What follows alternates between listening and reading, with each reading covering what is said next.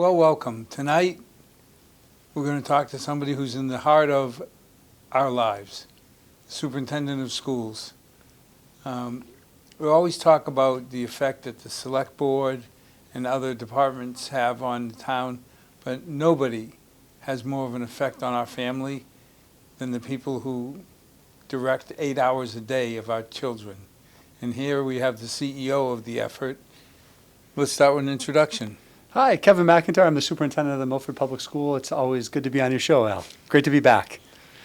No matter what I want to talk about, we're in the news, we're on TV about one subject. Mm-hmm. Yeah, I mean, one of our students who was 18 years old was detained by ICE off campus this past weekend. He was a beloved member of our school community. The school community and the broader community has come out to support the student, and that started at graduation. Now, this was a person who was a drug runner, an arms dealer.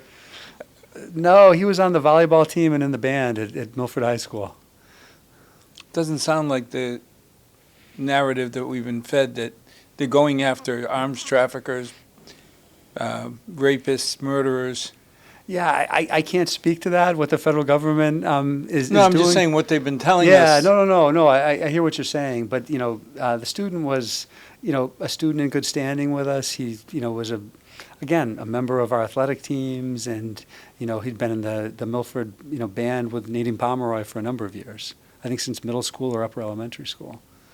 So except for the fact that he wasn't legally in the country, you saw no other discretions? Nothing on the school side, I can tell you. He was a model student.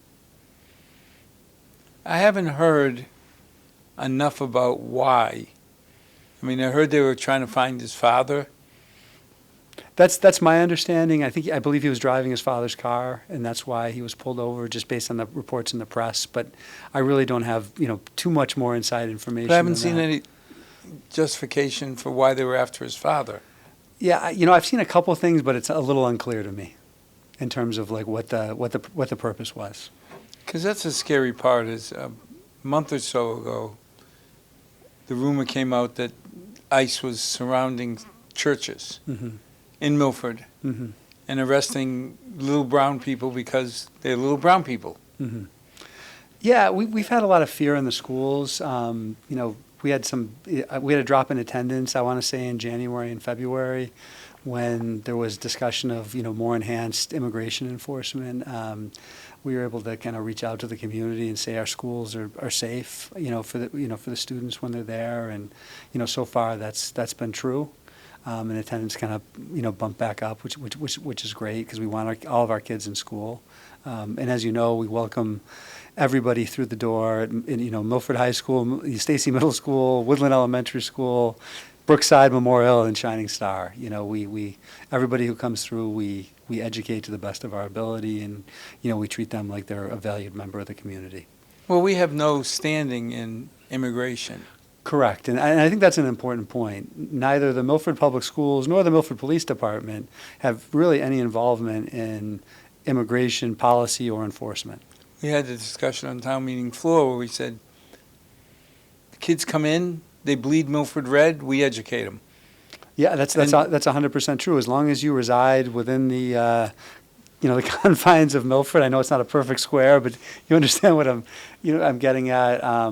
We register the student and we educate the student, and that's state law. It's also the right thing to do. It is, and Milford has always been a community of immigrants. I think the early immigrants were from Italy, Ireland, Portugal, for the most part. Brazil, and it shifted. It shifted over time. Guatemala. I mean, it's definitely the countries have shifted, but I think the community has always been a community of immigrants. Well, I think the narrative has always been the same. You're welcome to Milford if you're coming in here to work hard, pay your taxes, do your civic duty, and not cause any problems. Now, I have no sympathy for people who come in and break the law. And, when I think about it, my grandfather came to Milford in '39 with $32.80 in his pocket, And he came here because he wanted to make a better life for his family. He was welcomed by Milfordians. He worked like an animal, spent nothing because every penny he could he sent back to his wife, take care of her and 3 daughters in Portugal. But I don't see anything wrong. He came legally. But I don't see anything wrong with the people who are doing the same to better their families' lives. And that's always been the American dream. The Statue of Liberty, Ellis Island. We've always been a nation that has welcomed, immigrants. And that was historically. a few weeks ago, we went down to Ellis Island, and there was pride when I got my grandson to find my mother and my father's name on the wall. Yeah, that's excellent. And it's like you have to feel for people who want to do better for their family and willing to do it legally. So what are you, second generation or third generation? I'm first. First generation. Because my grandparents, my parents were both born in Portugal. Okay, so yes, you're first. So I'm first generation. Okay, I was born in Milford Hospital, the first okay, one. so the first one in the family. But I remember when the rumors came out that ICE was in town just arresting people for being in the country illegally. I called Robbie Tassino, our police chief, and he came on the show and said, no, he was there. And they had warrants for the people they were arresting.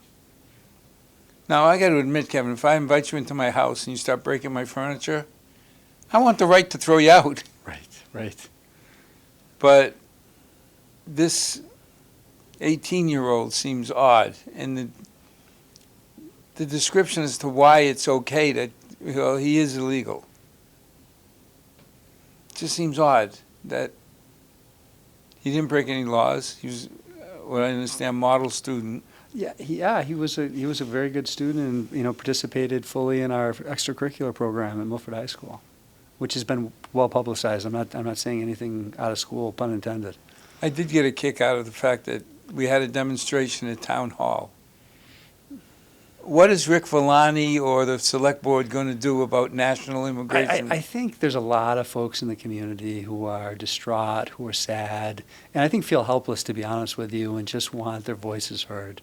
And I think, Town Hall probably seemed just as good a place as any. I'm not sure why Town Hall was selected. I think maybe because it's right downtown and pretty visible. Well, it's a symbol of government. But local government obviously has no And it did have an effect because who knows how this young man would have been processed if it wasn't brought up on the news.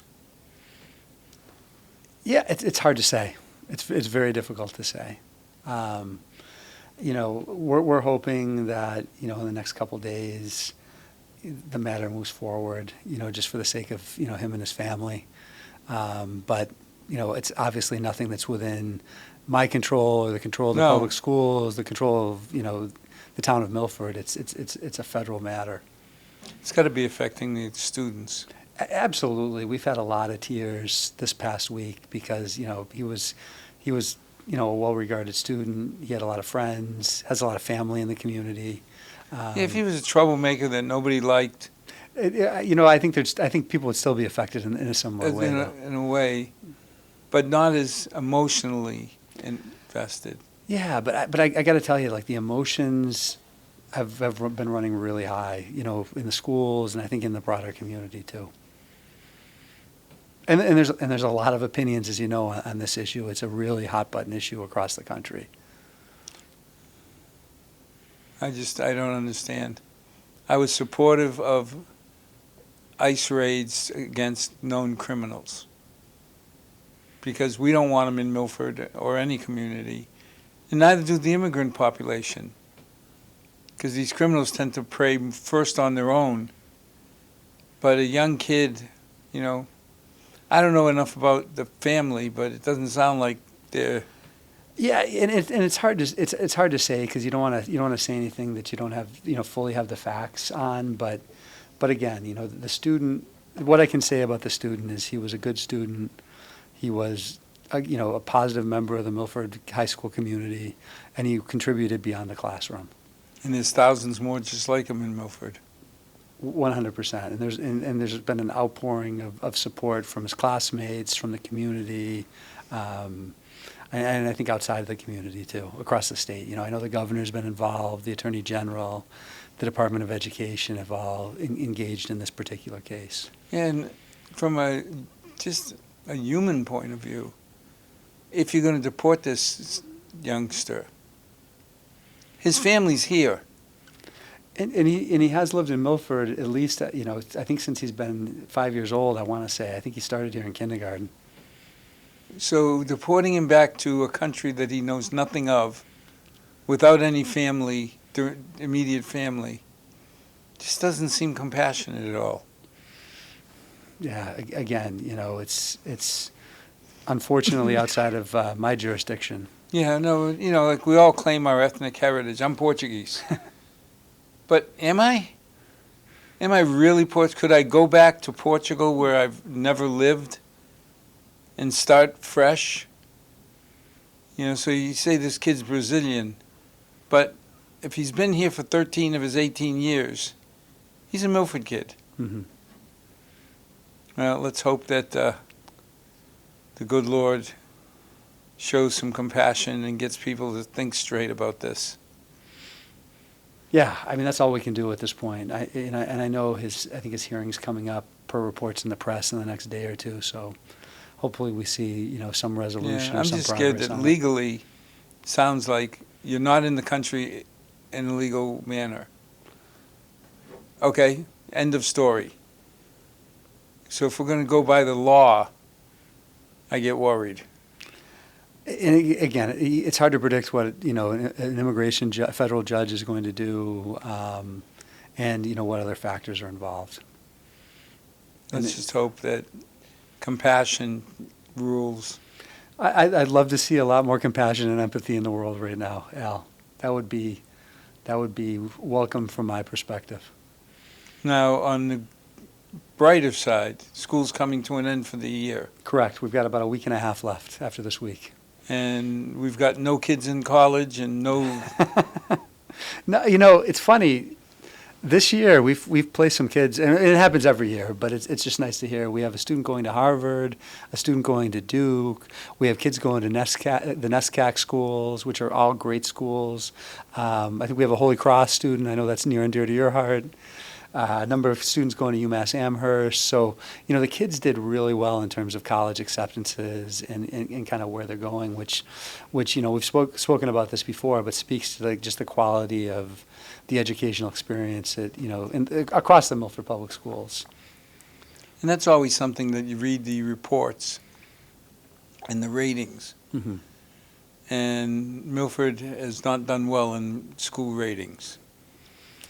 Yeah, I don't know if that's I don't know if that paints the complete picture, though. Well, see, that we've had this discussion on the show 100 times. Absolutely. About the bimodal distribution. That when you take an average of test scores, Mm-hmm. Milford doesn't look good. But again, if I gave you a year to get ready to take a comprehensive exam in Mandarin, I wouldn't do that well. And I'm marginally bright, too. you know, Tommy Davern was the one that put it in perspective for me when my daughter hit 8th grade. And I went to Tommy and I said, "Why do your scores suck?" And he said, I'm sure he welcomed that. "Oh, yeah, I Welcome knew to the feedback. reaction because there was a man, bar none, who took more pride than I've ever seen. I mean, Paul Rafter used to do that in the high school, Mm-hmm. but nobody could compete with Tommy for his love of middle school East in the 8th grade. And he looked at me point blank, didn't blink, said, "Because you're ignorant." Mm-hmm. And I said, "Enlighten me." And he showed me that we have a bimodal distribution. And he was proud when he said he put our top kids up against the top kids of any of the towns around us. And he said, "And I won't come up short." What we're seeing that's kind of a nice trend, too, is a lot of our first generation, we're seeing more and more of our first generation or potentially first generation college students enrolling in college. And I think, you know, I give a lot of credit to Dr. Otlin at the high school. He's put a number of programs in place. One program is called One Goal, which is kind of like a multi-year program that that supports students through like the college application and admissions process, which is very complex, particularly if you don't have somebody in your family that's already gone through the process. And they also follow the students after they graduate as well, to ensure that they graduate from high school, to ensure that they graduate from college. The other program Dr. Otland put in place is a program called Connections.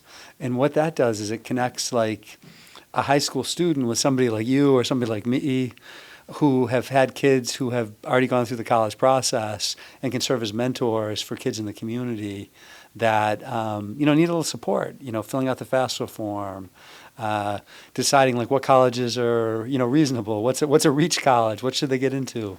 The thing I love about the Connections program, because I'm on my second mentee. Okay, good. So you can speak from firsthand experience. He's the then. first mentee, Brazilian kid. Parents came from Brazil, Mm-hmm. hardworking, Mm-hmm. not making much money, but clean house, proper care of the family. But they had no idea. Absolutely. They had no idea FAFSA has always amazed me. Because I did ask the Dean of Admissions at Holy Cross, who I went to school with. I said, Annie, why do you torture me?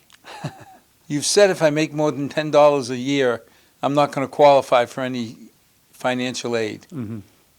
And she said, well, off the record, we want the FAFSA because then we know who to put the arm on for donations. And then it made sense to me because, they came out back when Emily was going, they said if your household income was more than $75,000 a year, you're going to not get any aid, Mm-hmm. or very little. Mm-hmm. So it's like, okay, why don't I just say forget the FAFSA? I don't want to be considered. Right. But they wouldn't accept your application. Right. It's a whole process. It's just a comprehensive So process. it's a scary movie when these parents came to me and said, we don't know what to do, but we want to do everything we can to help our son. Right. And it reminded me of my father because he had no idea what was going on at school. But every event, he showed up because somebody told him, you have to be there to support your son. So he'd put on his suit, put on his little hat, go sit in the auditorium for the hour or 2 hours the program was on, have no clue what was going on. And I don't know that he really knew the effect it had that every event, when I looked out from the stage, Mm-hmm. he was there. It's meaningful. It's absolutely And meaningful. that was with these parents, because when we started going through, and now it's really scary as schools start breaking the $100,000 mark. We're heading there with a lot of the private schools. I mean, I think the typical private school now is somewhere between 75 and 90,000. Yeah, I looked at Northeastern, Mm-hmm. looked at BU, Holy Cross is in the 90s. Now, Northeastern is a great example of a school that's really come up in the rankings. I don't know if you've ever been to the Bean Pot. Oh, yeah. But, at the Bean Pot, I think it was last year or the year before, Northeastern, for the first time, had a lower acceptance rate than Harvard. And so they were chanting, safety, safety, to the Harvard students. And, they go back and forth. But, the competitive schools are getting more competitive. And it's a tough process to navigate if you're not familiar with it. Well, again, I think a lot of it was just helping them with the forms, with the language, Absolutely. and giving them a sense of security that what they were doing was right. Because their biggest worry was that they would fill in the form wrong or do something wrong. Right, and make a mistake that would disqualify them, from the potential for admission. So, And it's getting harder because, this is terrible to say, but UMass Amherst used to be the safety school when I was a kid. and that's become very, very competitive. And now when you start looking at, I can't say it's relatively inexpensive because it's $40,000 a year, but right. It's all relative, though. compared to 90, Right. Yeah, it's a good deal relative to a lot of the private I was schools. amazed when I started looking at the statistics how hard it is to get into UMass. A lot of times harder than some of the private schools. Absolutely, and the honors program and some of their more competitive programs are getting you're getting into like 20% admissions acceptance rates, 30% acceptance rates. And that's amazing. Yeah, but I give you kudos and the other folks who support our students in the Connections program, because it makes a significant difference. Because when you have someone who's gone through it as a parent a couple of times, you just bring a different perspective to the table. And a principal I used to work with many years ago in Tewksbury used to say, nothing is obvious to the uninformed. And because you've never done something, you just have no idea how to Well, the whole approach it. Connections program, when Tony Chinapi first approached me, he said, I'd like you to sign up for 4 years with the same student. Yeah. It's like, say what? But now I can see the progress and the trust that you build. Absolutely. And with me, the first student we had, the family did not speak English well. The student did, Mm-hmm. but the parents didn't. So they had a hard time asking the questions. How's your Portuguese? Better than my English.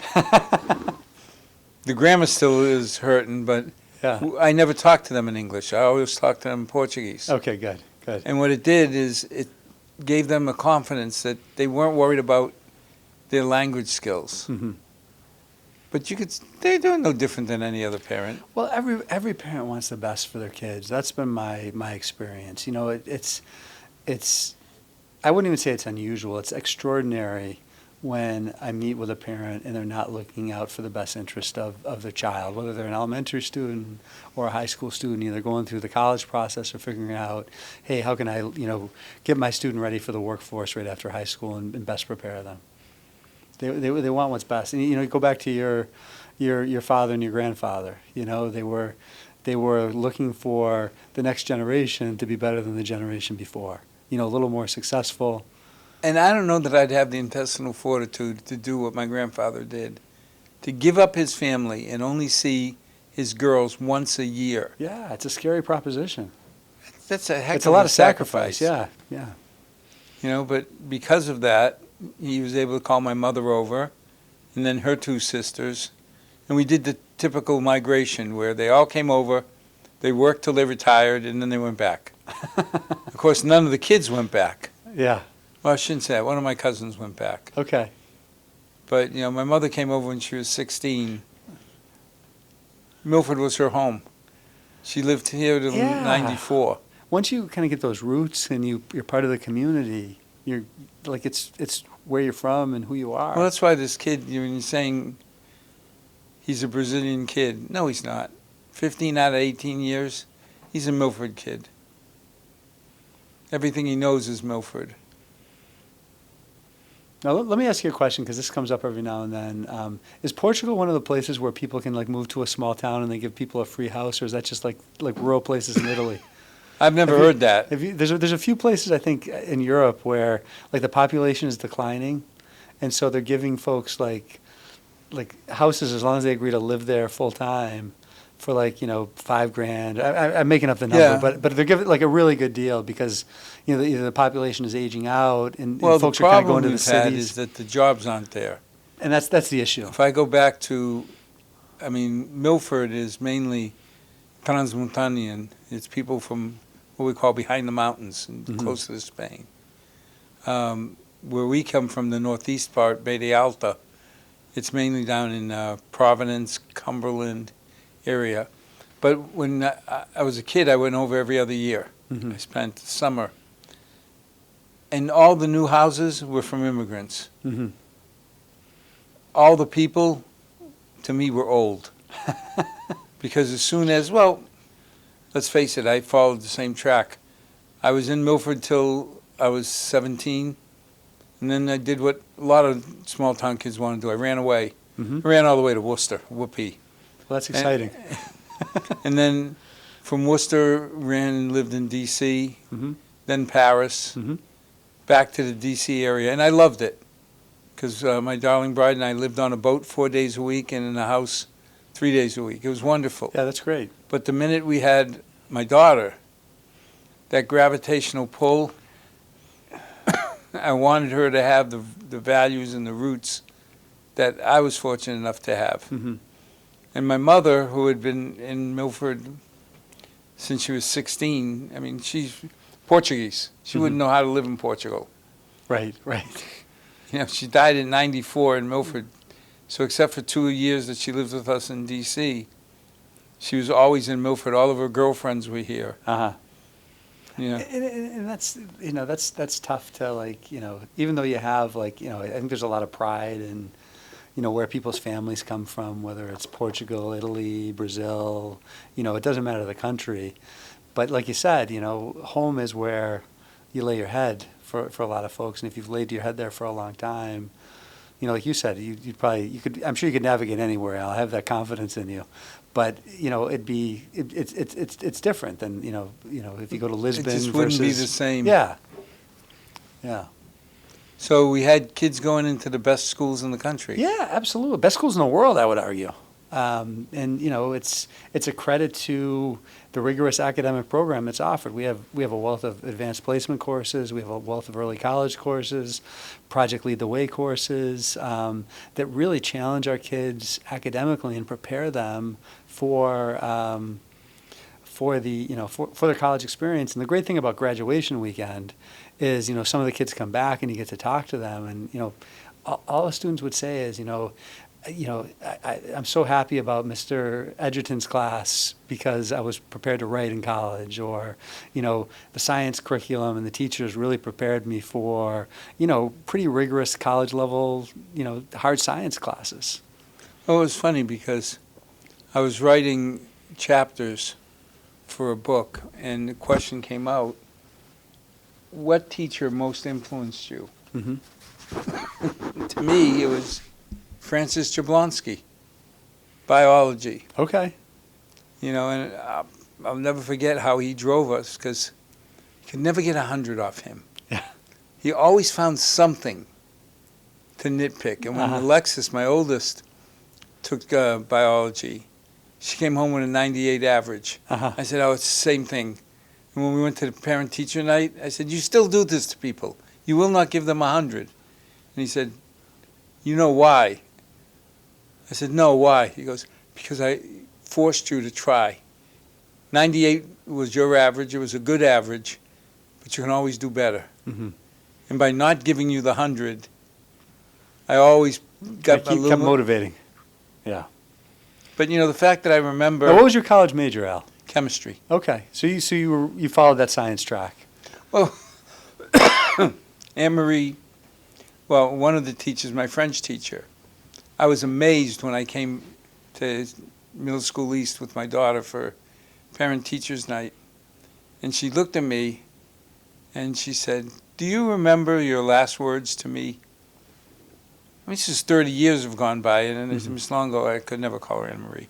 Miss Longo, no, I don't. She goes, you asked me, why are you studying French? Yet you'll never use it. It's a waste of time. She says, do you want to tell me where you just moved back from? And I said, Paris. She probably rarely got the opportunity to throw that back into somebody's face, so she probably relished that. But it was amazing that, first of all, she remembered, how many students she had had. But people like her, we still laugh at when we moved into we'll talk about it next, the high school. Mm-hmm. The new high school had this incredible technology called rotary phones. That's cutting edge, Al. And our science teacher, Nello Allegrezza, we'll all remember when the phone would ring and he would say, hello, Nello. But it's those little things that cement your roots. Absolutely, and there's like, I think you said this at the beginning. There's a ton of pride in the Milford community for Milford, and there's a ton of pride in the schools, and I see it every single day, and I see people who will defend Milford to the death, and they're just so passionate about this place. The success I've had, albeit not much, but You did all right.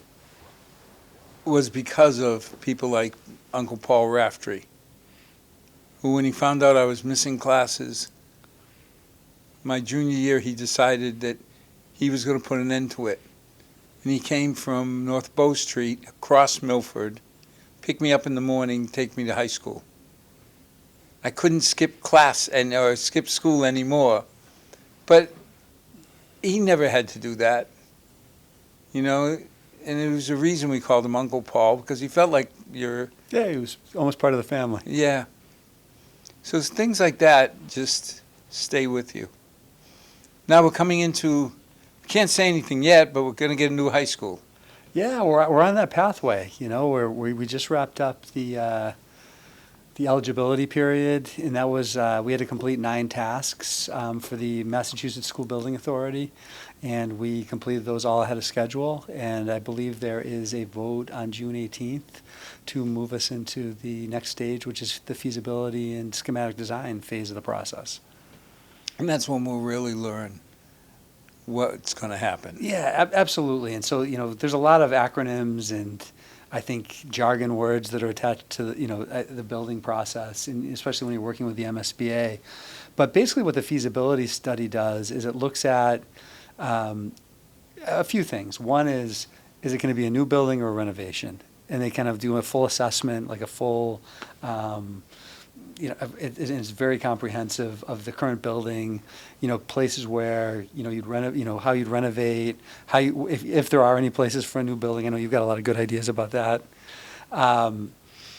And they give you feedback, really, really detailed technical feedback about, what it would mean for a new building, what it would mean for a renovation.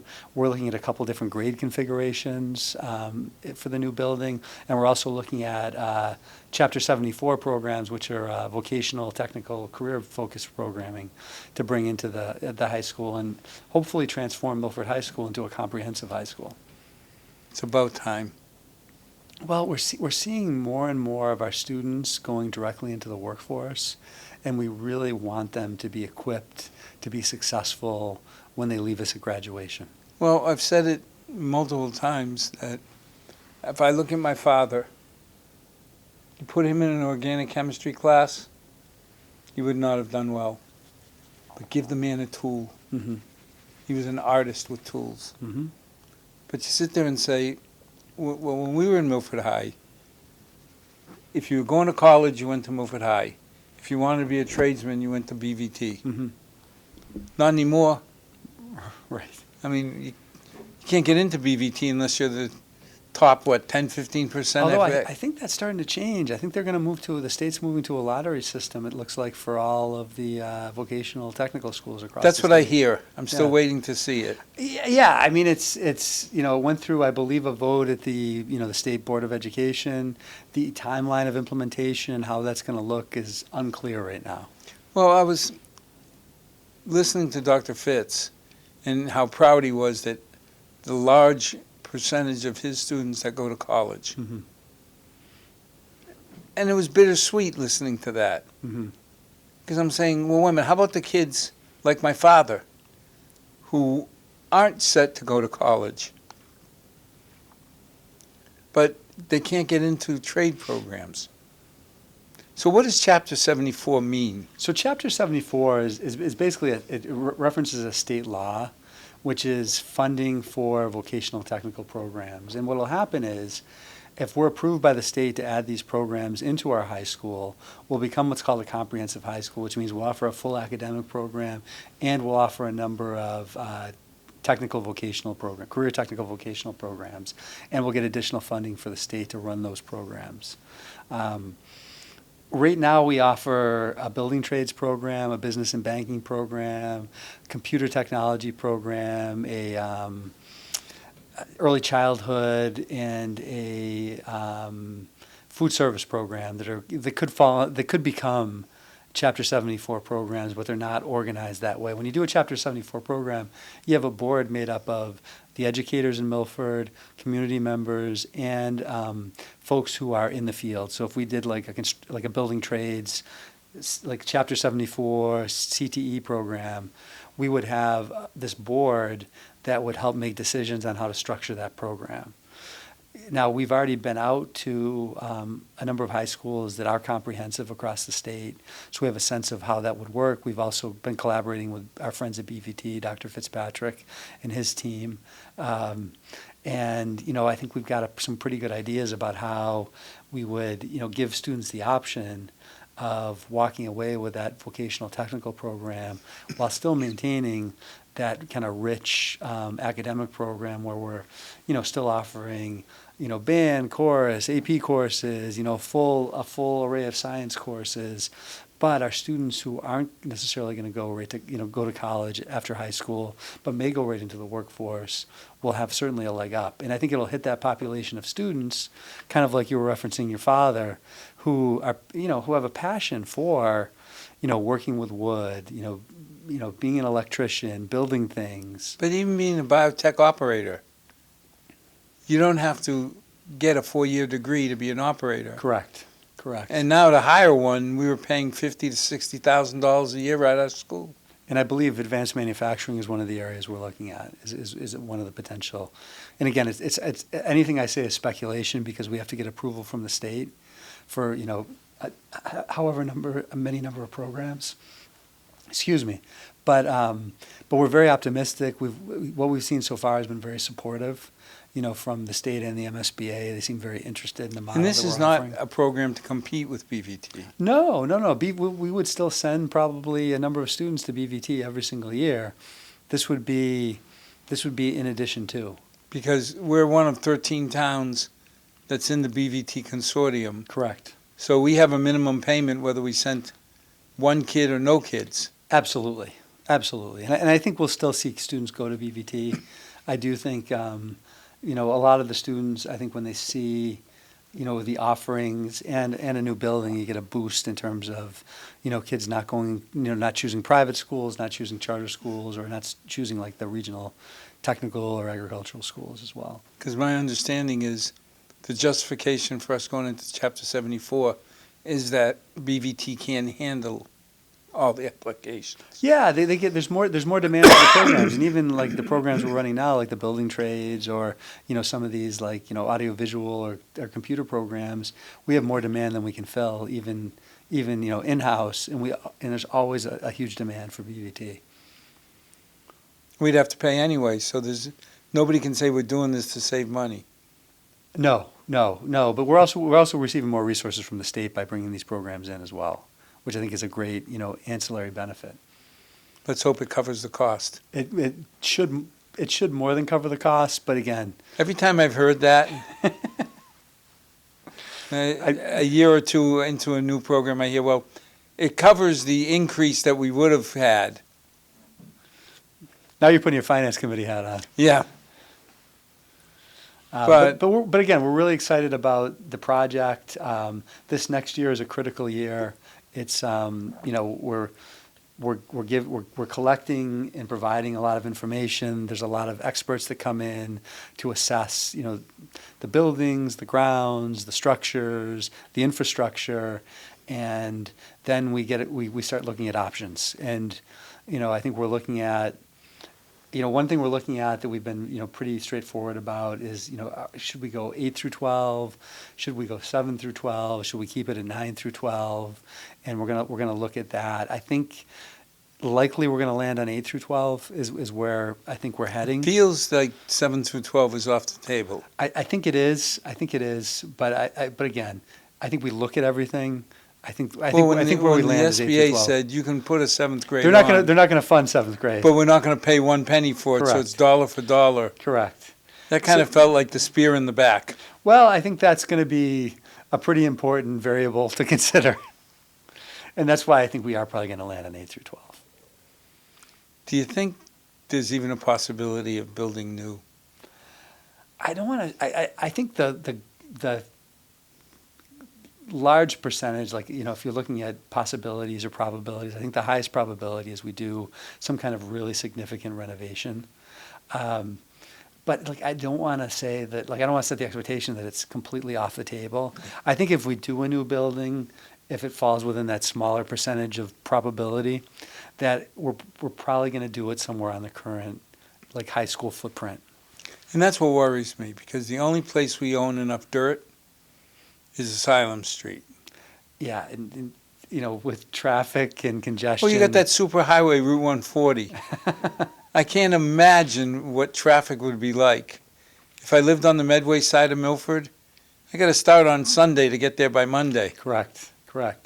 And high school, we have right now about, if you bring the preschool in, about 1,500 students. and probably another 400 to 500 staff members because there's central office and there's some other groups that are in the high school complex. So you're talking about 2,000 individuals that are coming and going every single day. And if you bring that, the eighth grade in, bump that up to, 24, 2,500, give or take. And we're one of the few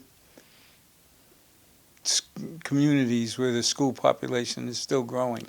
That's correct. I mean, there's the big trend in population nationally, particularly in the Northeast, is the metaphor I like to always say is like it's a big balloon with a little air being let out each year, and we're the opposite. Like we're blowing air into the balloon. We're getting more students.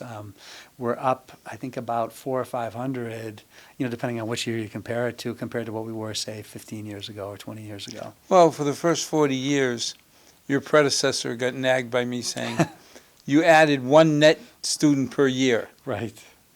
It was 220 in 74 when we opened this high school. 40 years later, it was 260. Right. Now, all of a sudden, with the immigration effect, we were adding 200 students a year. Yeah, I mean, we were really struggling for space, and it has leveled off this past year, which has been great because we're kind of pretty much at capacity. But it's hard to say what the future will hold. And it's. And well, let's face it, we were lucky because a couple years ago, 3 years ago, when you said that you're going to need an extra $6 million to break even. Yes, I remember saying gulp, but luckily the state came up with $7 million incremental. They did, yeah. The Student Opportunity Act has been a godsend for, the Milford Public Schools and the Milford community. The money we're getting for Chapter 70, and I keep throwing these chapters out. Yeah. They're different. Well, 70 is the contribution from the state Correct. to our schools. Correct. And Correct. I think it was averaging, they paid 47% of the cost. I think several years ago, I think we're up to like a 2/3, 1/3 split Yeah, now. with the extra 6 and 7 million a Yeah. year. But back all those first years, we were under half, which is still significant. Absolutely. The challenges I think we're facing in education across the board, with funding is, everything's getting more, and it's everything. It's not just education, but everything's getting more expensive. And, communities, especially there's a lot of small communities in Massachusetts that have districts of 700 students, 1,000 students. And for us, that's a middle school. It's not a full district. And there's a lot, they're running structural deficits every single year. And, I know you love this word, things like override, Profanity. and debt exclusion. I know those are near and dear to your heart. But what I've loved about Milford, my entire experience here is, I think as a community, we've really managed the budget thoughtfully. And we were able to deal with, in kind of, I think in a very well-planned, thought-out way. Like we added these, 400 to 500 students, and we did eventually add 6 classrooms over at Brookside because we had to. Well, when you were adding 200 students a year, that's like adding a memorial school every year. Yeah, and so we were creating spaces where there weren't classrooms previously. We've broken up, our library media centers in a couple buildings. We've turned storage spaces into pull-out classrooms, built classrooms in like wide hallways, which is all far from ideal. And I think another great thing about the high school and bringing the 8th grade over is it's going to relieve the, overcrowding we have across the district. Well, I remember when we built Woodland, that was going to give us space for a decade. Is a decade 2 years or a year and a half? Yeah, I was going to say, a year and a half later, we're at capacity. Right. And, the MSBA and the group they use for projections are, they're right about 96% of the time, 97% of the time. Well, they said 95%, so out of 300 communities, 15 Correct, and we are solidly growing, and we are we're solidly among those 15, and it's and it's interesting. These last 2 years, like my kind of mantra was, it's not birth rates, it's not housing, additional housing, it's people moving from outside the community into the community. It's migration. But the last couple of years, the birth rates have exploded, and I'm not sure why that is. I have no explanation, but the birth rates have bumped up dramatically in the last like 2 to 3 years, and the projections are looking that way too. So even if immigration does slow down, I think the population is likely to still keep increasing. I don't think it's going to increase as dramatically as we've seen in the last 5 to 6 years, but I think we're still going to see that kind of like we're still blowing into that balloon. How are we doing with losing kids to other districts? School choice always was, it was always a little bit positive and then shifted to, Yeah, I think we're still at a school choice deficit, but at the same time, our student population is increasing. So those two things are true at the same time. We definitely have a school choice deficit, but the overall student population has been increasing. how about safety? One of the things that you read all the time is how safe are our schools? I'm in the high school every single day. I'm in the middle school 3 or 4 times a week. I'm at Woodland at least once a week, sometimes twice a week, and I'm at our K-2 schools.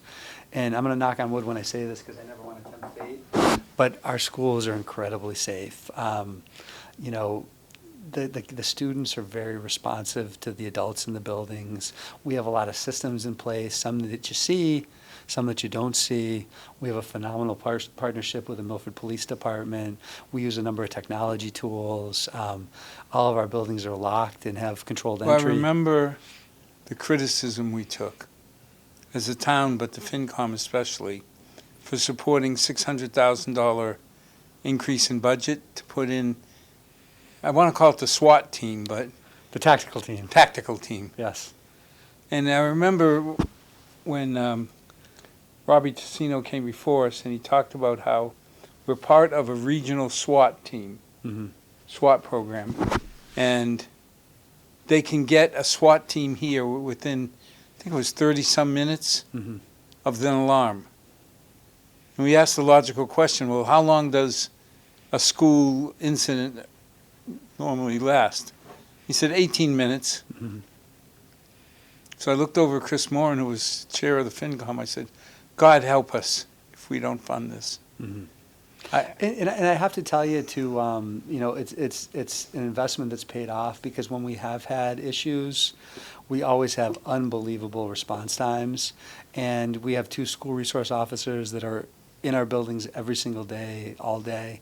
One is housed at the high school. well, Anthony seems to have built a bond with the kids. You know, I'd say both him and Officer Carnero have And nothing both- against Officer Canero, but I just, when I see the way he responds to them and they respond to him, it's ideal. Well, we had the big volleyball game, you know, last night, and we had probably, I'm not going to say a number because Chief Nelson might get get upset with me, but the gym was full and we had overflow in the auditorium, and I felt like I was with 2 rock stars. I was with Officer Bavosi and Carnero, Anthony and Cody, and you know, all the kids were like, you know, giving them fist bumps. You know, there was like a clear rapport happening and clear relationships, and that's the whole point of the school resource officer program. And it, you know, I can't speak to what's happening in other communities or other districts, but it's working exceptionally well here in Milford, as is our partnership with the police department. And it's not just school. I mean, the attitude, the camaraderie with the police department that you build up as a kid just carries over to the rest of your life. Absolutely, absolutely. And I think even the officers that aren't, you know, in our schools every single day do a lot to build those relationships. Like we just had a fundraiser for our preschool. It was the police versus the fire department for a softball game. You know, and so all our preschool kids and their families are there, and they have a bunch of activities around this event. And so there's a lot of like community connections like that as well. And in the fire department is amazing to work with as well. Well, we've been lucky. Chief Nelson, Chief Tassino, they're honest with us. Absolutely. Because like when we talk about the new toys that Chief Nelson needs, I mean, the pump truck is over $1 million. Which, for someone who's, what were we, like 2/3, 70% of the budget for the town? Yeah. That still blows me away. Well, we had a discussion, and it seemed, abnormal for the FinCom to look at Chief Nelson and say, why don't you have a second rescue truck? Rescue truck is 150 grand. A pumper is $1.1 million now. And the pumper rolls most of the time for medical. Mm-hmm. And he came out point blank and said, well, the budget hasn't allowed it. Mm-hmm. And it was the FinCom that said, well, we'd like you to think about it. And we'll find the way of funding it, because if I got to put miles on a truck, I'd rather put it on a $100,000 truck than a $1 million truck. Mm-hmm. But it was, do you really need that pumper this year? And he said, well, I could wait till next year, but next year I really need it. Because, he's worried that, okay, he's going to pass it over this year. And then next year, well, the sky's falling. Yeah, that's always the challenge. But luckily, we've not had that problem in Milford, that when we've made a commitment, and a lot of it is we tucked money away in the stabilization account and the not-so-long-term, near-term stabilization account. And we're getting more people in town every year, and the resources of not only the schools but the different town departments, whether it's the fire department, the police department, they're stretched a little thinner. There's more calls. There's more, I think for the first time, we're going to deal with not enough money to fund all we need. Because if you think about it, people are asking, how much is this new high school going to cost? And I think Jonathan Bruce, the chairman of the school building committee, said it best, where he said, somewhere between 100 million and $1 billion.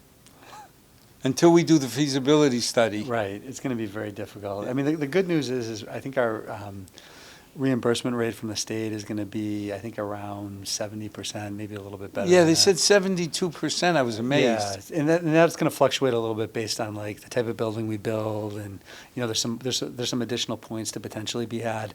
I want to say that it caps at 80, but I don't hold me to that. But either way, if you look at the BVT of Franklin, Tri-County, that was $300 million. Right.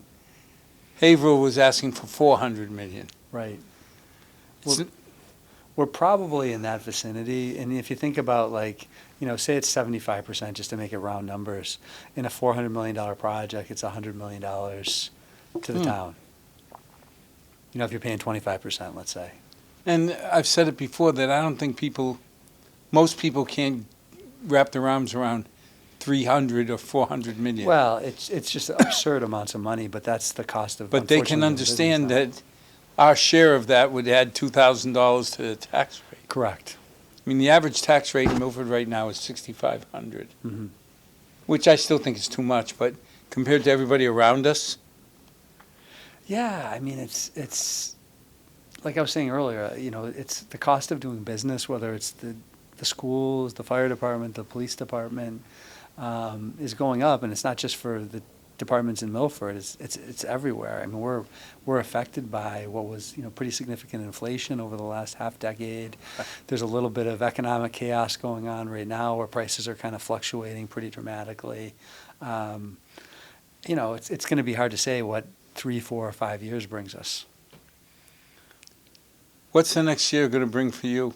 So I'm stepping down as superintendent on beginning July 1st, handing the reins to Dr. Consigli, who supported me for the last 9 years as assistant superintendent, and I'm going to be in a support role. So I'll be working with the central office team on any big issues that arise. But a lot You mean of like a whole new high school? Well, I was going to say, a lot of my work's going to be focused on the building project, because if you've been involved in a building project, it's an additional full-time job for an administrator. And so I'm going to take that off of Dr. Consigli's shoulders. That's going to be my primary focus. I'm going to do a number of other projects and still do a number of the activities that I, currently do, serve on a number of boards and, work with our principals and directors on a number of initiatives. But the driving force is going to be this high school project, and it'll give continuity at least through the feasibility and schematic design. Well, I like phase. the idea of letting Craig focus on education, Absolutely. not construction. Absolutely. Because, you hear, well, we've built other schools before, and we didn't need an assistant. The fleet of PT boats, destroyers, are one thing. This is the aircraft carrier. Right, right. This dwarfs anything we've ever done in Milford. And and at the end of next year, we'll be in a pretty good spot to, start to make decisions on where to go. And I'll feel really good about, we've been accepted into the program. We've gotten through the eligibility period. We've gotten through feasibility. And then you really start to get into the design and building process. Well, I'm glad Jonathan Bruce is heading up the project. He's great. He's absolutely Because- great. And he's a bulldog with Well, every yeah, aspect and people of the keep saying, process. how much? What am I building? I don't know yet. When am I building it? I don't know yet. How am I building it? I don't know yet. But what's it going to cost? Right. And we'll have some more of those answers, at least, they'll start to be forming at the end of the next year. We'll have a better sense of kind of the direction we're going. And there's a lot of input from the community that happens. And that's something that people don't understand either, is they're saying, okay, we voted last year essentially to go forward with the high school when we did the feasibility study. Correct. So why is it taking 4 years? Why isn't Yeah. it built in a year? And I think one thing I'll say about the MSBA is they take a very thoughtful approach to the process. So you're building what the community needs. It's going to be well-designed to meet the needs of the students. And, I think what happened in a couple communities, I think you called the thing in Newton a Taj Mahal at one point. Newton North. Yeah. What used to happen is every interest group in town would say, well, I want a state-of-the-art theater, and I want this, and And all of a sudden, 50 million went to 200. correct. And I think having kind of a managed process, the MSBA says you can go wherever you want to go beyond what we're reimbursing Yeah. you. But We're going to pay X dollars per square foot and no more. You want to go higher? that's on you and the town. So That's what they told us about 7th grade. yeah, You can put a 7th grade in that new building, you're but welcome to. you're not getting a penny from us. So I think getting 75 cents on the dollar for an 8 through 12 is probably the direction. And again, I'm saying that don't hold me to that number. It could be a little higher, it could be a little lower than that, but it's gonna give you a sense of that. Is a much better deal than paying the full price for, maybe potentially adding a 7th grade. Well, thank you for your insight. And as always, to our 6 loyal viewers, thanks for joining in. Wish we had more concrete details. Maybe in 6 months or 8 months, we'll know a lot more about what we're building, when we're building it, and how we're building it. So as always, may God bless.